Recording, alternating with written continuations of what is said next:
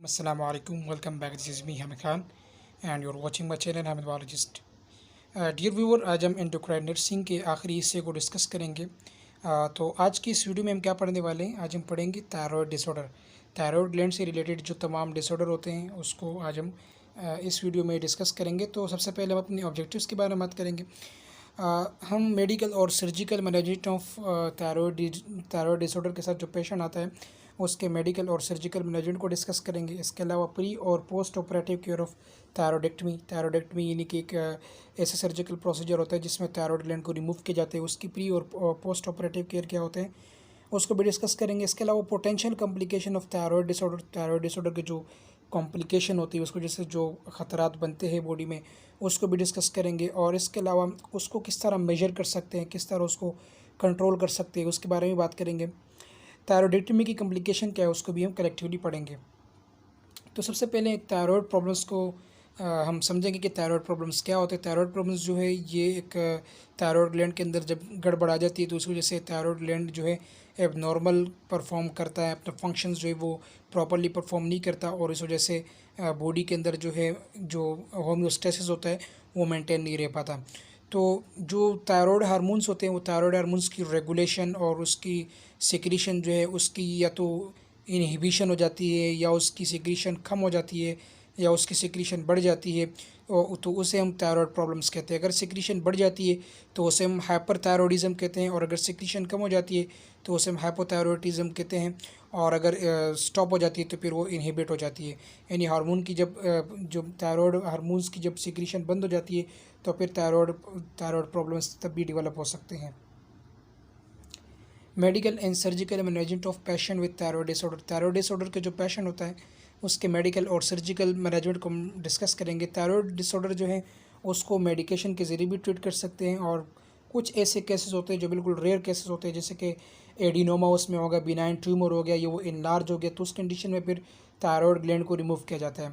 तो ट्रीटमेंट का जो है दारोमदार बेसिकली डिजीज़ के ऊपर होता है कि थायराइड ग्लैंड की कौन सी डिजीज़ है, उसके बाद ये ट्रीटमेंट जो है डिस्कस किए जाते हैं। थायराइड मेडिकेशन की बात करें तो मेडिकेशन जो है उसको हम जो मिसिंग जो थायराइड हार्मोन्स होता है उसकी सिक्रीशन अगर कम हो जाती है जैसे कि हाइपोथायरॉयडिज्म हो गया तो उस कंडीशन में हम मेडिकेशन देते हैं। इसके अलावा सिंथेटिक थायराइड हार्मोन्स जो है ये आते हैं आर्टिफिशियली पिल की शक्ल में, माउथ के ज़रिए यानी कि कैप्सूल की शक्ल में दे सकते हैं। ये सिंथेटिक थायराइड हार्मोन्स होता है जो कि हमारी बॉडी में नॉर्मली अपना फंक्शन परफॉर्म करता है सेम जैसे कि नेचुरल थायराइड हार्मोन प्रोड्यूस होते हैं थायराइड ग्लैंड में, उसी की तरह ये भी सिंथेटिक थायराइड हार्मोन होते हैं। हाइपोथायरॉयडिज्म जब मौजूद होते हैं तो मेडिकेशन जो है तब हम क्या करते हैं, तब हम रिवर्स प्रोसेस करते हैं। हम ऐसे मेडिकेशन का इस्तेमाल करते हैं कि जिसमें जो थायराइड की हाइपर एक्टिविटी होती है यानी कि जो हार्मोन की सिक्रीशन हाई होती है उसको हम सप्रेस करते हैं। तो उसके नतीजे में जो ग्लैंड होता है थायराइड ग्लैंड उससे फिर हार्मोन्स की सिक्रीशन जो इनहिबिट हो जाती है। Other medication can be given to help manage the symptoms of hyperthyroidism. कुछ ऐसे मेडिकेशंस होते हैं जो कि हाइपरथायरॉयडिज्म से रिलेटेड जो सिम्टम्स आते हैं उस सिम्टम्स को कंट्रोल करने के लिए दिए जाते हैं जैसे कि हार्ट रेट हो गया, इसके अलावा ब्लड प्रेशर वगैरह हो गया। ये चीज़ें जो एसोसिएटेड होती है हाइपरथायरॉयडिज्म के साथ तो उनको भी ठीक करने के लिए हम एक्स्ट्रा मेडिकेशन देते हैं। अगर हाइपरथायरॉयडिज्म जो है मेडिकेशन के साथ कंट्रोल नहीं होता तो उसके बाद हम रेडियो एक्टिव एब्लेशन देते हैं। रेडियो एक्टिव एब्लेशन जो ये ख़तरनाक शुआई होती है और उसको जैसे जो थायराइड ग्लैंड के जो सेल होते हैं उस सेल को बेसिकली डिस्ट्रॉय किए जाते हैं। Ablation involve give dose of iodine level with radio active that selective destroy the thyroid tissue. जो एब्लेशन होता है, एब्लेशन एक शुआओं का एक ऐसा प्रोसीजर है कि जिसमें आयोडीन को रेडियो एक्टिविटी यानी कि रेडियो एक्टिविटी से मुराद ये होता है कि शुआओं के ज़रिए जो रेडियो एक्टिव आइसोटोप होता है आयोडीन का जो आइसोटोप होता है उसको बेसिकली अप्लाई करते हैं, उससे ख़तरनाक शुआएँ निकलते हैं और वो शुआएँ थायराइड के जो ट्रेकिया होते हैं उसके सामने उसको एक्सपोज करते हैं और उसके अंदर जो थायराइड ग्लैंड होता है उसके टिश्यू डिस्ट्रॉय हो जाते हैं। थायराइड सर्जरी की बात करें तो सर्जरी जो है ये एक ऐसा प्रोसीजर होता है जिसमें अगर थायराइड ग्लैंड लार्ज हो गया, उसमें गोइटर बन गया है या उसकी फंक्शंस बढ़ चुकी है, उसके अंदर नोड्यूल बन चुके हैं, तो उस कंडीशन में हम थायराइड की सर्जरी करते हैं। Surgery is necessary when there is possibility of thyroid cancer. अच्छा, थायराइड के अगर कैंसर हो गया तो उस कंडीशन में भी बेसिकली सर्जरी जो है अर्जेंट बेसिस पे किए जाते हैं ताकि थायराइड जो कैंसर है वो किसी और जगह पर फैल ना जाए। If thyroid gland is remove entirely the individual will need to take synthetic thyroid hormone for life time. अब कुछ ऐसे केसेस होते हैं जिसमें थायरॉइडेक्टमी की जाती है, यानी कि मुकम्मल थायराइड ग्लैंड को रिमूव किया जाता है, टोटल थायरॉइडेक्टमी उसे हम कहते हैं। उस कंडीशन में फिर अब चूंकि ये तो थायराइड हार्मोन है, तो उस थायराइड हार्मोन से जो T3 और T4 की सिक्रीशन होती है, तो वो तो फिर नॉर्मली हमारी बॉडी में उसकी सिक्रीशन नहीं होती क्योंकि थायराइड ग्लैंड को रिमूव किया जाता है। तो उस सूरत हाल से, यानी उस सूरत हाल को कंट्रोल करने के लिए, बॉडी को नॉर्मल हालत में लाने के लिए फिर आर्टिफिशियली जो है सिंथेटिक हार्मोन्स जो होते हैं, जो थायराइड हार्मोन होते हैं, वो फिर पेशेंट लाइफ टाइम तक लेता है। Pre and post operative care of thyroidectomy. Thyroidectomy की pre and post operative care की बात करें तो सबसे पहले थायराइड ग्लैंड की सर्जिकल एनाटॉमी पढ़ना ज़रूरी है। लोकेशन की बात करें तो थायराइड जो है ये गर्दन में होता है, बिल्कुल सामने। सेकंड, थर्ड और फोर्थ ट्रेकल रिंग्स जो होता है, जो गले में जो रिंग्स होते हैं उसके बिल्कुल करीब होता है। 2, 3 और 4 ट्रेकल रिंग्स पर होता है। इसके 2 लोब्स होते हैं, 2 हिस्से होते हैं, एक राइट लोब होता है और दूसरा जो है लेफ़्ट लोब होता है, और एक एस्थेमस इसका हिस्सा होता है जो बेसिकली जो ट्रेकिया होता है उस ट्रेकल रिंग के साथ एस्थेमस के ज़रिए जुड़ा होता है। आर्टरीज़ की बात करें तो सुपीरियर और इन्फीरियर थायराइड आर्टरीज़ के ज़रिए थायराइड ग्लैंड को ब्लड की सप्लाई होती है, और वेंस की बात करें तो ब्लड जो है सुपीरियर, मिडल और इन्फीरियर थायराइड वेंस के ज़रिए ड्रेन किया जाता है। तो ये सिंपल है, आप देख सकते हो। ये बेसिकली थायराइड आर्टरी थायराइड को जो है ब्लड प्रोड्यूस कर रहा है, और ये एक्सटर्नल है, ये इंटरनल है, सुपीरियर थायराइड आर्टरी है। और अगर इस हिस्से की हम बात करें तो ये हिस्सा बेसिकली ट्रेकियल रिंग्स है, और इस ट्रेकियल रिंग्स के ऊपर ये वाला हिस्सा जो है इसे एस्थेमस ऑफ थायराइड ग्लैंड कहते हैं। एस्थेमस ऑफ थायराइड ग्लैंड से मुराद ये होता है कि इसको ट्रेकिया के ज़रिए, इसके ज़रिए जुड़ा होता है। Surgical anatomy. Important nerves in the relation to thyroid. Thyroid में कुछ ऐसे इंपॉर्टेंट नर्व होते हैं जो ब्रेन के ज़रिए उसको रेगुलेट किया जाता है। तो उसमें सबसे पहले नर्व जो आते हैं उसे हम एक्सटर्नल लेरिंजियल नर्व कहते हैं। एक्सटर्नल लेरिंजियल नर्व जो होता है ये सुपीरियर पोल ऑफ थायराइड के बिल्कुल सिरे के ऊपर होता है, यानी कि सबसे ऊपर वाले हिस्से में होता है।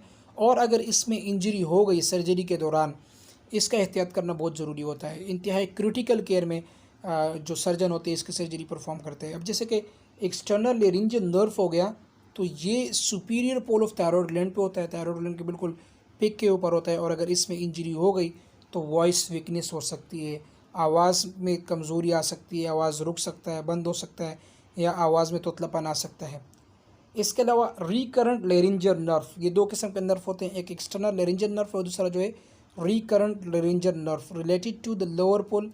ये जो ग्लैंड है थायराइड ग्लैंड उसके बिल्कुल लोअर हिस्से में होता है, बिल्कुल करीब, यानी कि ज़ेरी हिस्से में होता है, बिल्कुल नीचे वाले हिस्से में होता है। और ट्रेकियो एसोफिजियल ग्रूव्स जो होते हैं, जहाँ पर ट्रेकिया और एसोफिगस कनेक्टेड होते हैं, उसके बिल्कुल करीब होता है। अगर इसमें बेसिकली इंजरी आ गई तो वोकल कॉर्ड पैरालिसिस हो सकता है। वोकल कॉर्ड पैरालिसिस से मुराद ये होता है जो वोकल कॉर्ड होता है, जिसे हम साउंड बॉक्स भी कहते हैं, जिससे आवाज़ प्रोड्यूस होती है, उसके अंदर पैरालिसिस हो सकती है। और अगर उसमें पैरालिसिस हो गई तो आवाज़ मुकम्मल तौर पर बंद हो सकता है। थायरॉइडेक्टमी इंडिकेशन। थायरॉइडेक्टमी इंडिकेशन की बात करें, किस कंडीशन में थायरॉइडेक्टमी जो है परफॉर्म करते हैं सर्जन, तो सबसे पहले आता है गोइटर।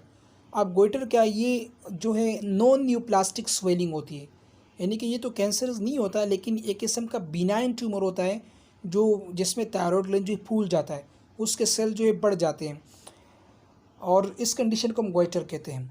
अगर सिंगल स्वेलिंग हो गया, थायराइड ग्लैंड का एक हिस्सा जो है स्वेलिंग आ गई, तो उस कंडीशन को हम कहते हैं solitary nodular goitre, SNG, solitary nodular goitre. इसका मतलब यही हुआ कि थायराइड ग्लैंड के एक हिस्से में अगर गोइटर बन गए, नोड्यूल्स बन गए, तो इस हिस्से को हम सोलिटरी नोडुलर गोइटर कहते हैं। और अगर थायराइड के दोनों हिस्सों में मल्टीपल, यानी कि मुतादिद जगह पर जो है नोड्यूल्स बन गए, तो उस कंडीशन को मल्टीपल स्वेलिंग भी कहते हैं कॉमनली, और मेडिकल टर्मिनोलॉजी में उसे मल्टी नोडुलर गोइटर भी कहते हैं।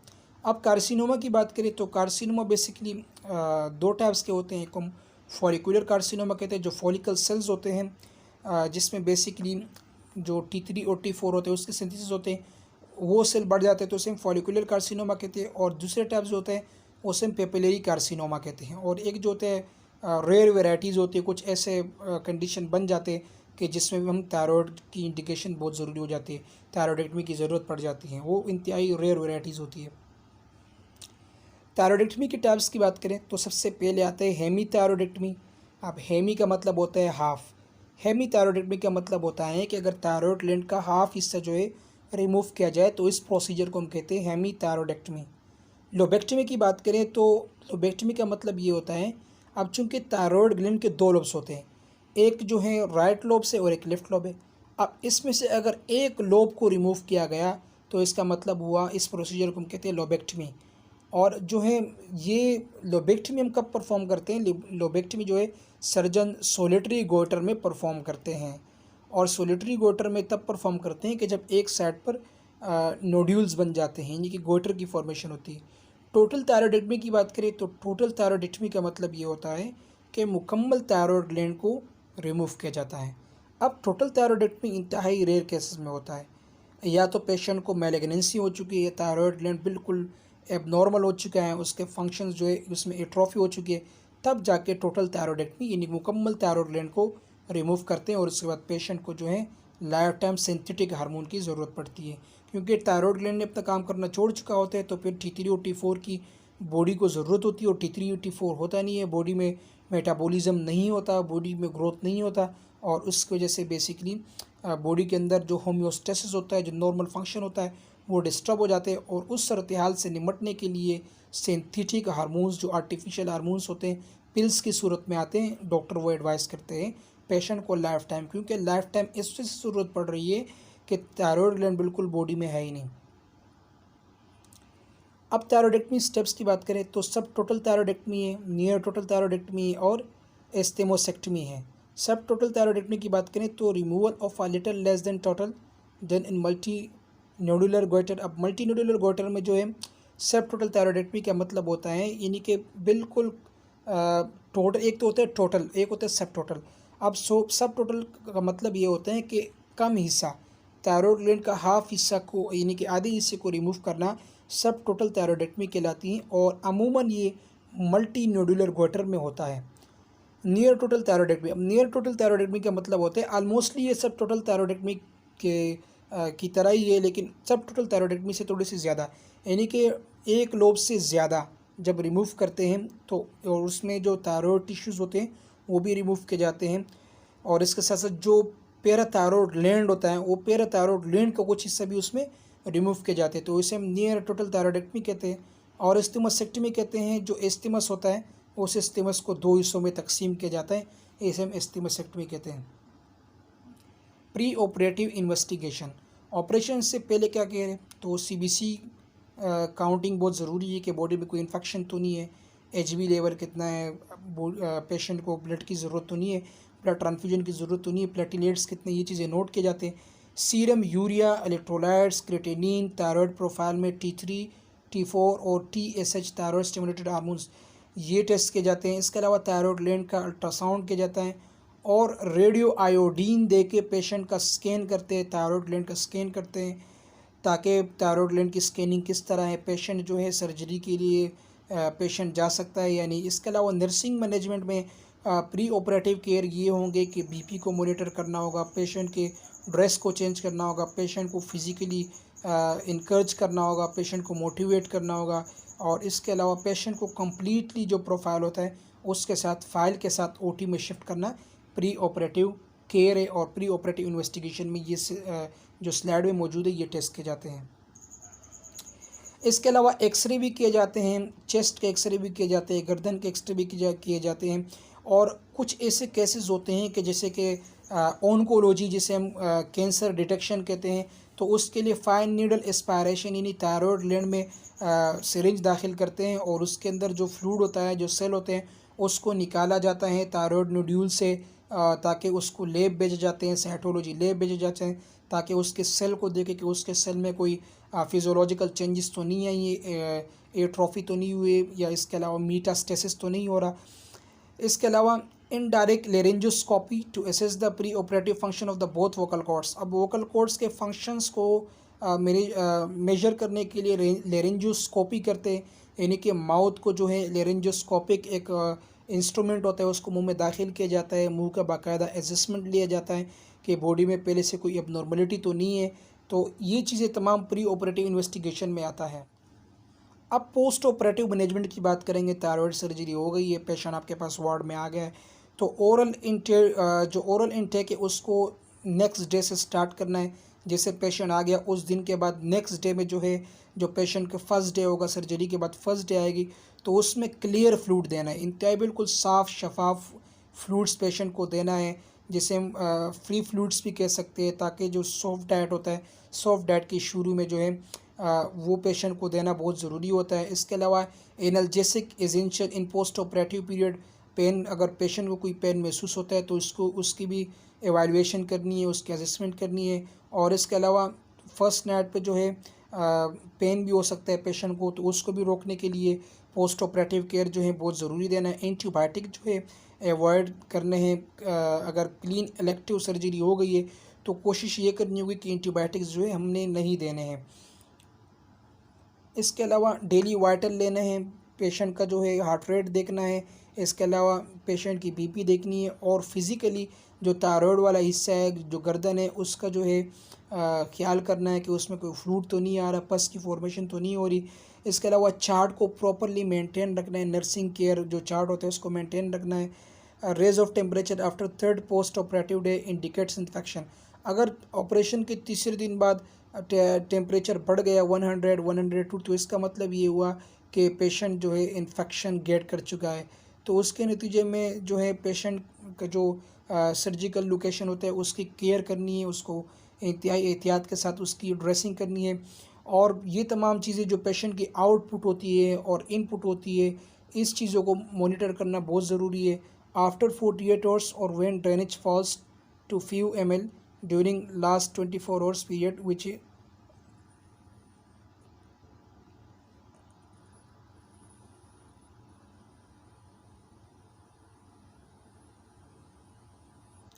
अब थायरॉयडेक्टमी से पॉसिबल कॉम्प्लिकेशन क्या हो सकते हैं?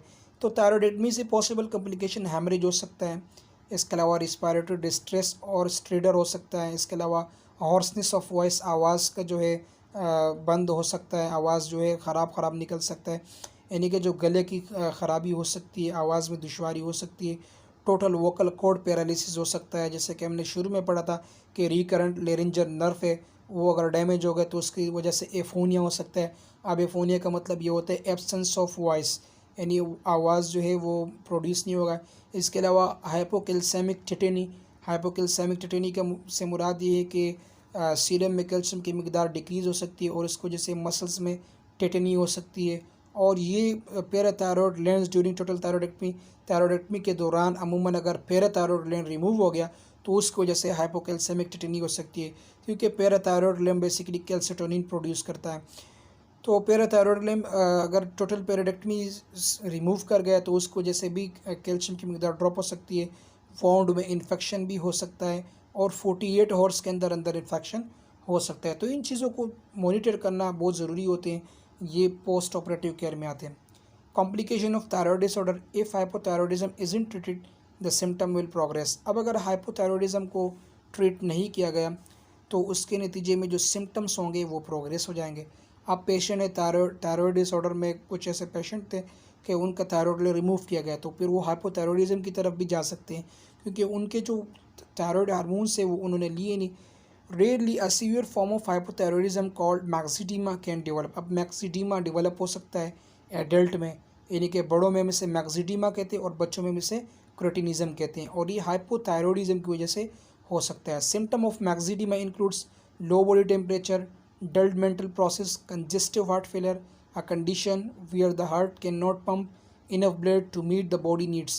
अब जो मैक्सिडीमा है एडल्ट टाइप ऑफ हाइपोथायरॉयडिज्म, इसके सिम्टम्स में बड़े बड़े सिम्टम्स में बॉडी के टेम्परेचर डिक्रीज हो जाएगी, मेंटल प्रोसेस डल हो जाएगा, कंजेस्टिव हार्ट फेलियर हो सकता है, तो उसके नतीजे में बॉडी को प्रॉपरली ब्लड नहीं मिलेगी।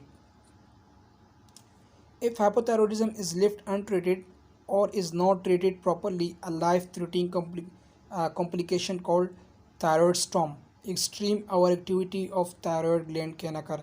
अब ये हाइपोथायरॉयडिज्म की बात हो रही है। अगर हाइपरथायरॉयडिज्म को ट्रीट नहीं किया गया, अनट्रीटेड उसे छोड़ा गया, बग़ैर इलाज के उसे छोड़ा गया तो उसके नतीजे में एक ख़तरनाक कॉम्प्लिकेशन पैदा हो सकता है जिसे हम थायराइड स्ट्रॉम भी कहते हैं। और थायराइड स्ट्रॉम का मतलब होता है over activity of thyroid gland, और उसके सिम्टम में कन्फ्यूजन हो सकता है, coma, fever, high blood pressure, irregular heart beat, और इसके अलावा जॉन्डिस भी हो सकता है, लीवर भी इनलार्ज हो सकता है और मूड भी स्विंग हो सकती है। ये टोटल हाइपरथायरॉयडिज्म के इंडिकेशन में शामिल है अगर उसको अनट्रीटेड आपने लेफ्ट किया।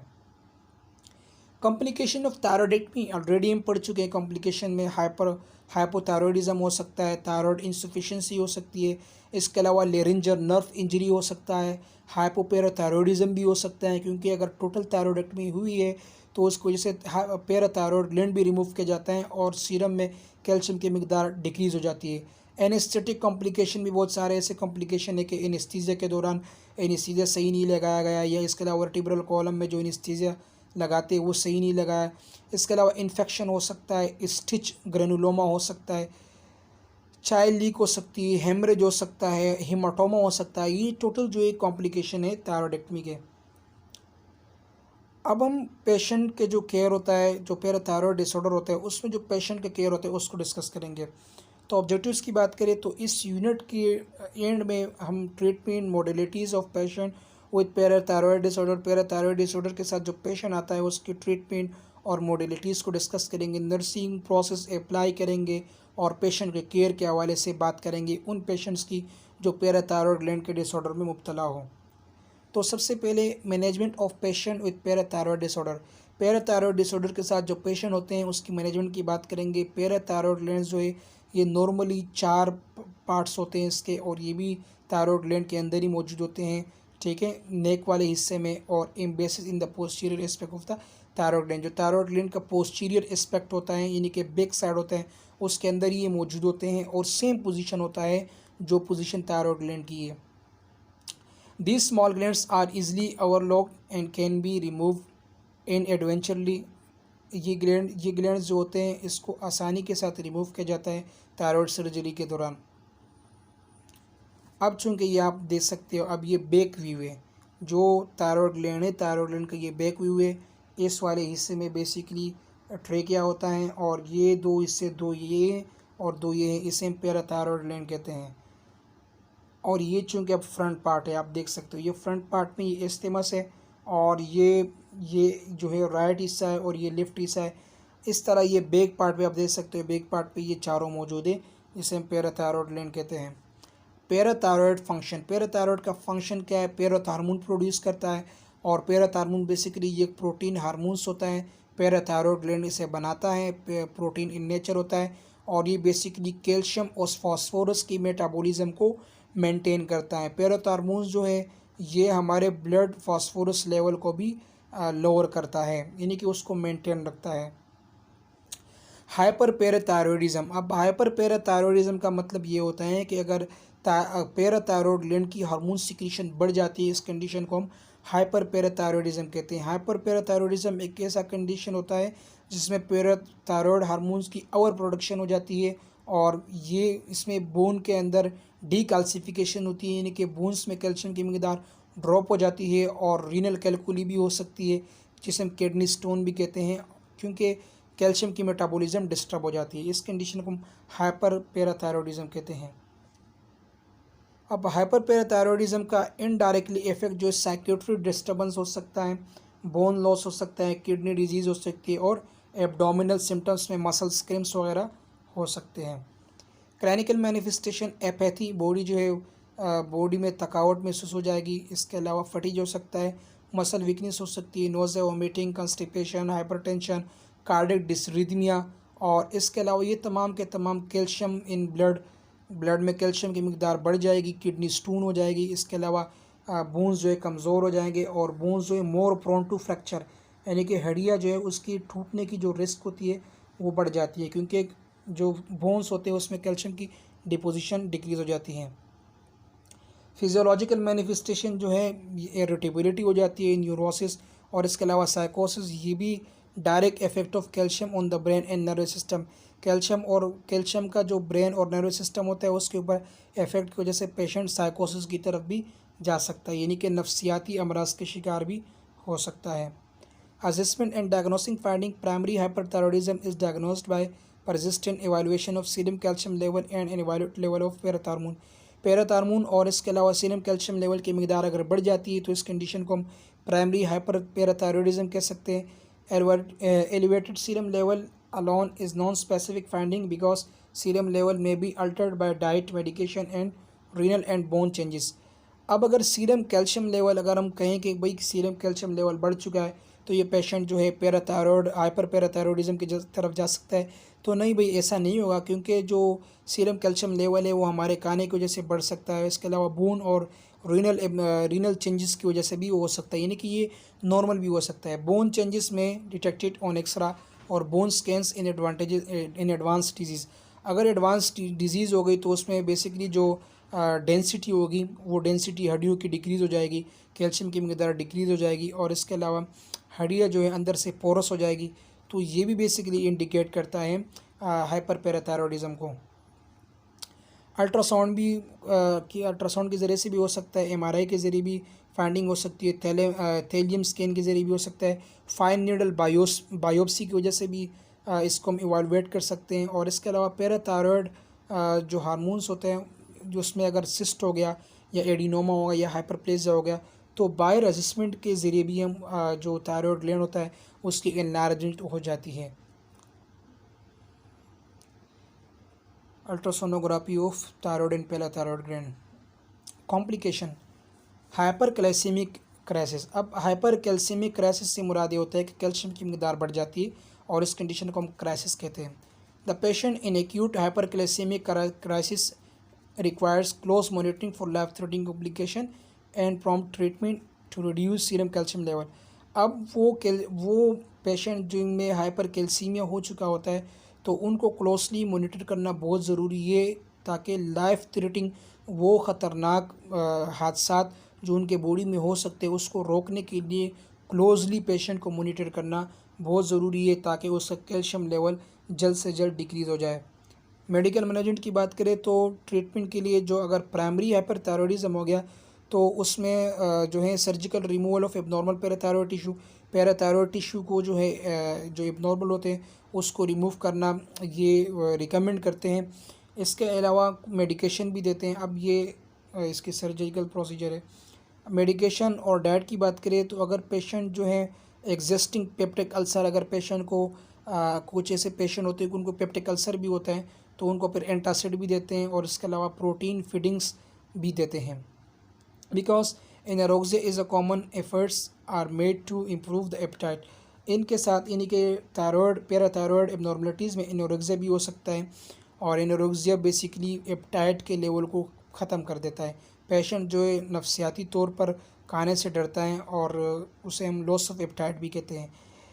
इसके अलावा जो प्रोन जूस हो गए, स्टूल सॉफ्टनर हो गए और फिज़िकल एक्टिविटी हो गई और फ्लूइड इनटेक का बढ़ाना, इनके ज़्यादा से ज़्यादा फ्लूइड देना। इसके अलावा जो पखाना नरम करने वाली दवाई है वो देना, जूस वगैरह देना है, एक्सरसाइज वगैरह देना है और कॉन्स्टिपेशन से बचाना है। ये तमाम चीज़ें जो है ये पोस्ट ऑपरेटिवली मैनेजमेंट है।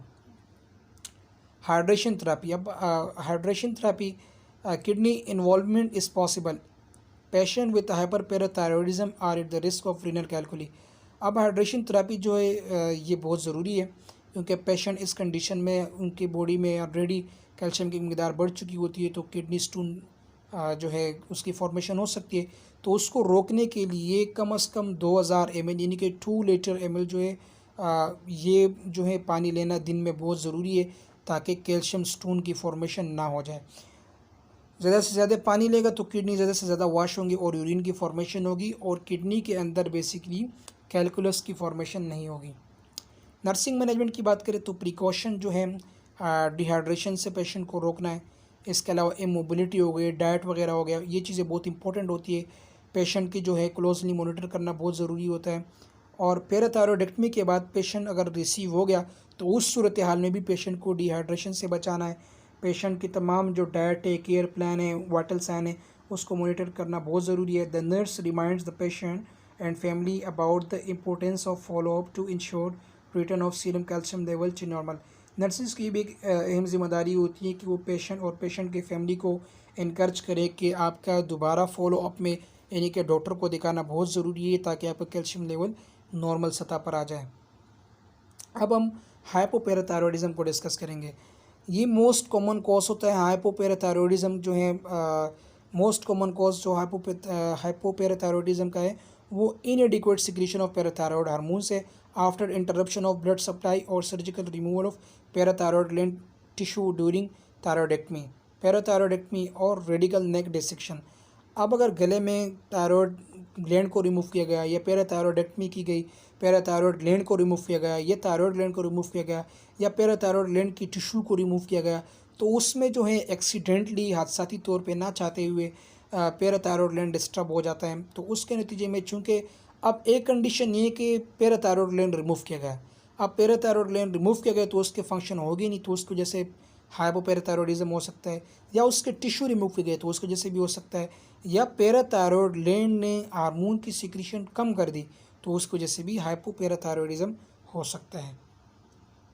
क्लिनिकल मैनिफेस्टेशन की बात करें तो हाइपोकैल्सीमिया होगा, वहाँ हाइपर पैराथायरॉयडिज्म में हाइपरकैल्सीमिया हो रहा था, यहाँ पे टेटनी होगी, स्टिफनेस होगी हैंड्स में और फीट में यानी कि पाँव में और हाथों में स्टिफनेस होगी। इसके अलावा ब्रोंकोस्पाज्म, ब्रोंकाई में सूजन हो जाएगी, डिस्फेजिया, खाने पीने में जो है दुश्वारी होगी, यानी कि निगलने में दुश्वारी होगी, कार्डिक डिसरिथमिया भी हो सकता है, पेशेंट एंजाइटी की तरफ भी जा सकता है। Assessment and diagnostic finding, a positive Trousseau's signs और positive Chvostek sign suggest latent tetany. अब लेटेंट टेटनी को ट्रोजियस साइन और इसके अलावा पॉजिटिव चोवस्टिक साइन, ये दो ऐसे साइन होते हैं जिसको डिटेक्ट करते हैं, ये बहुत ज़रूरी होते हैं ताकि इसी से ही पेशेंट का ही असेसमेंट लिया जाता है और डायग्नोस किया जाता है पेशेंट को। Trousseau's sign is positive when carpodial spasm is induced by occluding the blood flow to the arm of the third minutes with blood pressure cuff। अब ट्रोजियस साइंस की बात करें तो ट्रोजियस साइंस जो है ये पॉजिटिव होता है, तब पॉजिटिव होता है जब कार्पोपेडल स्पाजम हो जाती है, और कार्पोपेडल स्पाजम जो है उसको इंड्यूस किए जाते हैं ब्लड फ्लो के ज़रिए आर्म्स के ऊपर जो प्रेशर बनाते हैं 3 मिनट्स के लिए, जो ब्लड प्रेशर कफ होता है उसके ज़रिए जो है ब्लड फ्लो जो है बढ़ जाती है 3 मिनट्स के लिए। इस कंडीशन को हम ट्रोजियस साइंस भी कहते हैं। इसके अलावा ये ट्रोजियस साइंस है, और ये भी जो है ये चोवस्टिक साइन है, यानी कि जो फेस का हिस्सा है, जो गाल है वो गाल नीचे की तरफ जो है उसमें ब्लिंकिंग आती है, यानी कि गाल जो है बार बार हिलता है, इसे हम बेसिकली चोवस्टिक साइन कहते हैं, और ये दूसरा जो है ट्रोजियस साइन कहलाता है। Chvostek sign is positive when a sharp tapping over the facial nerve just in the front of the parotid gland and anterior to the ear causes spasm और twitching of the mouth, nose and eye. अब आंखों का जो है यानी कि आंखों की ब्लिंकिंग हो गई, और जो फेस है उस फेस का जो आधा हिस्सा हो गया उसका हिल जाना, और कानों की तरफ भी हिल जाना बग़ैर, यानी कि इनवॉल्यूंटरी मूवमेंट फेस की से हम कह सकते हैं। ये जो है ये भी पेशेंट में होता है हाइपोपैराथायरॉयडिज्म में। इस कंडीशन को हम चोवस्टिक साइन कहते हैं। The diagnosis of hypoparathyroidism often is difficult because of the vague symptoms such as aches and pains। अब कुछ ऐसे एड्स वगैरह होते हैं, दर्द वगैरह होते हैं कि उसके नतीजे में हाइपोपैराथायरॉयडिज्म को हम डायग्नोस नहीं कर सकते, तो इसलिए लेबॉर्ट्री स्टडीज़ को काफ़ी हेल्पफुल होती है, उसके ज़रिए भी बेसिकली हाइपोपैराथायरॉयडिज्म को डायग्नोस कर सकते हैं। Tetani develop at the serum calcium level of 5 to 6 milligram पर डेसीलीटर। अब 5 to 6 मिलीग्राम पर डेसीलीटर अगर इतना सीरम कैल्शियम लेवल आ गया या इससे कम हो गया तो इससे मुराद ये होता है कि बॉडी में हाइपोपैराथायरॉयडिज्म हो सकता है, और उसकी वजह से टेटनी भी हो सकती है, एबनॉर्मल मोमेंटम इसे कहते हैं। मेडिकल मैनेजमेंट की बात करें तो कैल्शियम लेवल को बढ़ाना है 9 to 10 मिलीग्राम पर डेसीलीटर, ये नॉर्मल मिकदार होते हैं 9 to 12 मिलीग्राम पर डेसीलीटर, ये जो है बेसिकली नॉर्मल मिकदार होते हैं, इस तक बढ़ाना है ताकि जो हाइपोकैल्सीमिया के सिम्टम है, हाइपोपैराथायरॉयडिज्म के सिम्टम है उसको कम किया जा सकें। और अगर हाइपोकैल्सीमिया और टेटनी जो है आ गए आफ्टर थायरॉयडेक्टमी के फ़ौरन बाद अगर ये दोनों आ गए तो उसके बाद जो है कैल्शियम ग्लूकोनेट इंजेक्शन जो है आईवी लगाना बहुत ज़रूरी होता है, कैल्शियम ग्लूकोनेट के इंजेक्शन। अभी हम care of patient with disorder of adrenal gland को डिस्कस करेंगे, और यह हमारा आखिरी टॉपिक है।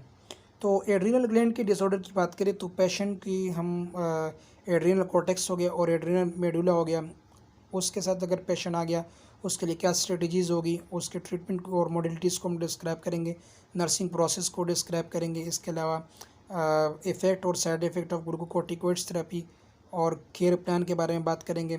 और इसके अलावा systemic effect of short and long use of corticosteroid therapy को हम डिस्कस करेंगे। तो सबसे पहले management of patient with adrenal disorder. There are 2 adrenal glands in the women में 2 एड्रिनल ग्लैंड्स होते हैं और इसको हम upper portion of the kidney के बिल्कुल ऊपर सिरों पर मौजूद होते हैं। एक हिस्से को हम एड्रिनल मेडुला कहते हैं और ये सेंट्रल पार्ट होता है और इससे कैटेकोलामाइन भी प्रोड्यूस होता है जिसे हम एपिनेफ्रिन और नॉरएपिनेफ्रिन भी कहते हैं। और जो बाहर वाला हिस्सा होते हैं, आउटर हिस्सा होता है, उसे हम एड्रिनल कॉर्टेक्स कहते हैं और उससे बेसिकली स्टीरॉयड हार्मोन की प्रोडक्शन होती है। एड्रिनल फंक्शन की बात करें तो बेसिकली जो एड्रिनल मेडुला होता है वो ऑटोनॉमिक नर्वस सिस्टम के तौर पे काम करता है। वो जो हमारे pre ganglionic sympathetic nerve fibres होते हैं उसको एक्टिवेट करते हैं। और इसके अलावा जो एड्रिनल मेडुला होता है वो एड्रिनल मेडुला बेसिकली जो pre ganglionic systemic nerve fibres होते हैं उसके ज़रिए जो है हमारे एड्रिनल मेडुला एक्टिवेट होता है। और जब वो एक्टिवेट हो जाते हैं तो उसकी वजह से कैटेकोलामाइन जिसे हम एपिनेफ्रिन और नॉरएपिनेफ्रिन भी कहते हैं वो रिलीज़ हो जाते हैं। 3 types of steroid hormones produced by adrenal cortex are glucocorticoids, the prototype which is hydrocortisone. 3 किस्म के स्टीरॉयड हार्मोन की प्रोडक्शन होती है। एक को हम ग्लूकोकॉर्टिकॉइड्स कहते हैं और इसका प्रोटोटाइप बेसिकली हाइड्रोकोर्टिजोन आता है। सेकंड जो है मिनरल कॉर्टिकॉइड्स होता है। मिनरल कॉर्टिकॉइड्स बेसिकली इसमें एल्डोस्टेरोन आता है। और सेक्स हार्मोन जिसमें एंड्रोजेंस आता है, मेल सेक्स हार्मोन भी इसे हम कहते हैं एंड्रोजेंस। अब मिनरल ग्लूकोकॉर्टिकॉइड्स का काम क्या होता है, ये हमारी बॉडी में मेटाबॉलिज्म को बढ़ा देता है, ग्रोथ को मेंटेन रखता है, बहुत ज़्यादा काम होता है इसका। हमारी बॉडी में ग्लूकोजिनोलिसिस को बढ़ाता है, ब्लड ग्लूकोज लेवल को बढ़ा देता है। इसके अलावा बहुत ज़्यादा फंक्शन है हमारी बॉडी में। मिनरल कॉर्टिकॉइड्स की बात करें जिसे हम एल्डोस्टेरोन भी कहते हैं, ये हमारी बॉडी के अंदर जो सोडियम आयंस होता है उसको मेंटेन रखता है। और जो एंड्रोजेंस होता है जिसे हम सेक्स हार्मोन कहते हैं, ये सेकेंडरी सेक्सुअल कैरेक्टर को जैसे कि मुँह चौंकाना, दाढ़ी का आना, आवाज़ का भारी होना, उसको मेंटेन रखता है। Without adrenal cortex severe stress would cause peripheral circulatory failure, circulatory shock and prostration. अगर एड्रिनल कॉर्टेक्स हो गया तो उसको जैसे बॉडी जो है सीवियर स्ट्रेस की तरफ जा सकती है, पेरिफेरल सर्कुलेटरी फेलियर हो सकता है, सर्कुलेटरी शॉक हो सकता है और इसके अलावा फिजिकल और मेंटल एग्जॉस्शन भी इसकी वजह से हो सकता है। तो ये एड्रिनल ग्लैंड है किडनी के बिल्कुल टॉप के ऊपर सिचुएटेड होते हैं। ये बाहर वाले हिस्से एड्रिनल कॉर्टेक्स कहलाते हैं और अंदर वाला हिस्सा एड्रिनल मेडुला कहलाता है जो कि कैटेकोलामाइन के ऊपर मुश्तमिल होते हैं। और कैटेकोलामाइन बेसिकली एपिनेफ्रिन और नॉरएपिनेफ्रिन को कहते हैं। अब जो है यहाँ पे हम बात करेंगे फियोक्रोमोसाइटोमा। अब फियोक्रोमोसाइटोमा बेसिकली एक ऐसा कंडीशन होता है जिसे हम ट्यूमर कहते हैं और ये बिनाइन ट्यूमर्स होता है जो क्रोमोफामिन सेल्स होते हैं एड्रिनल मेडुला के, उसके अंदर डेवलप हो जाते हैं। फियोक्रोमोसाइटोमा बेसिकली ये किसी भी एज में भी हो सकता है, लेकिन इसका जो पिक इंसिडेंट एज जो है वो 40 से 50 साल के दरम्यान है। फियोक्रोमोसाइटोमा बेसिकली जिस सेल के अंदर बिनाइन ट्यूमर होता है उसे हम क्रोमाफिन सेल्स कहते हैं और ये एड्रिनल मेडुला के अंदर होते हैं।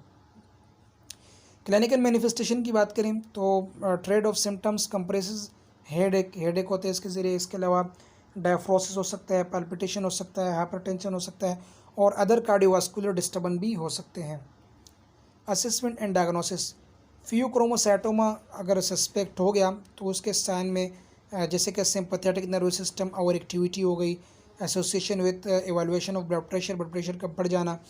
The sign can be associate with 5 HS, 5 HS के साथ इसका साइन होता है। सबसे पहले H जो है हाइपरटेंशन है, सेकंड H हेडेक है, थर्ड जो है हाइपरहिडोसिस। हाइपरहिडोसिस का मतलब होता है एक्सेसिव स्वेटिंग, पसीना जो है ज़्यादा निकलना। इसके अलावा हाइपर मेटाबॉलिज्म बढ़ जाएगी और hyperglycaemia, blood glucose level भी बढ़ जाएगी। इसे 5 HS के नाम से याद रखते हैं।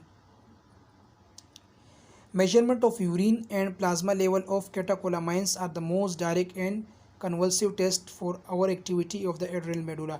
एड्रिनल मेडुला की आवर एक्टिविटी को नोट करने के लिए यूरिन में और इसके अलावा प्लाज्मा लेवल में कैटेकोलामाइन जैसे कि एपिनेफ्रिन और नॉरएपिनेफ्रिन इसकी मकदार अगर बढ़ जाएगी तो इसका मतलब ये हुआ कि बेसिकली ये डिसऑर्डर हो चुका है।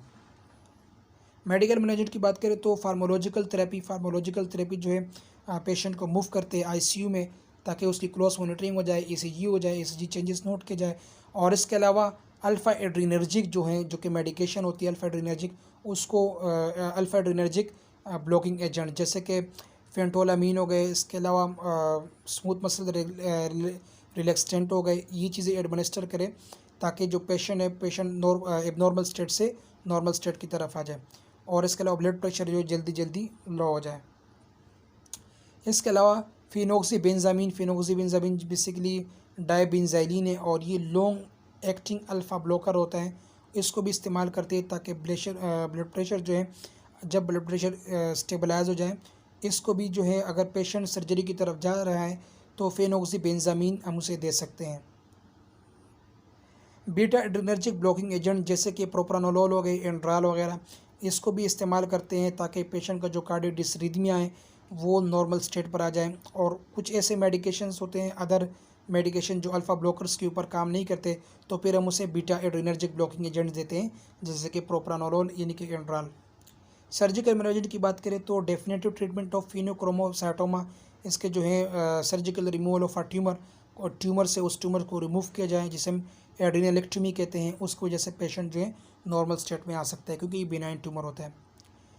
इसके अलावा एड्रीनोकोर्टिकल इंसुफिशेंसी जिसे हम एडिसन डिजीज़ भी कहते हैं। अब एड्रीनोकोर्टिकल यानी कि एड्रीनल ग्लैंड का जो कोर्टेक्स वाला हिस्सा होता है, उसमें अगर उसकी हार्मोन की इंसुफिशेंसी हो गई, यानी कि उसके जो सेल्स होते हैं वो प्रॉपरली काम नहीं करते और हार्मोन की डिफिशियंसी हो जाती है, इस कंडीशन को हम एड्रीनोकोर्टिकल इंसुफिशेंसी भी कहते हैं और एडिसन डिजीज़ भी कहते हैं। क्लिनिकल मैनिफेस्टेशन की बात करें तो मसल वीकनेस हो सकता है, एनोरेक्सिया हो सकता है, और इसके अलावा जीआई सिम्टम हो सकता है, फटीज हो सकती है। इसके अलावा डार्क पिगमेंटेशन ऑफ स्किन हो सकती है, नीज के ऊपर, एल्बो के ऊपर, म्यूकस मेम्ब्रेन के ऊपर, हाइपोटेंशन हो सकता है, लो ब्लड ग्लूकोज लेवल हो सकता है, लो सीरम सोडियम लेवल हो सकता है, हाई सीरम पोटाशियम लेवल, ये तमाम इसके क्लिनिकल मैनिफेस्टेशन में शामिल है।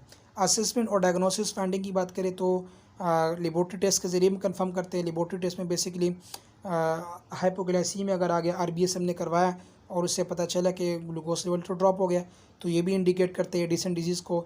इसके अलावा हाइपोनेट्रीमा यानी कि सोडियम की मकदार के डिक्रीज़ हो जाना, हाइपरकेलीमिया पोटेशियम की मकदार बढ़ जाना, और ल्यूकोसाइटोसिस का मतलब WBC यानी कि वाइट ब्लड सेल का बढ़ जाना, ये तमाम जो है डायग्नोस्टिक फाइंडिंग होती है एडिसन डिजीज़ के।